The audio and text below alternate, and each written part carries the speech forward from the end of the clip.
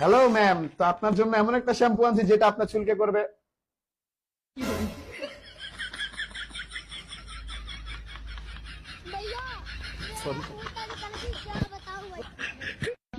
আচ্ছা ভাইজান, আপনাকে যদি দেশের একদিনের জন্য প্রধানমন্ত্রী বানানো হয় তাহলে আপনি কি করবেন? আমি পরের দিন ইন্ডিয়াতে মিসাইল মারি দেবো।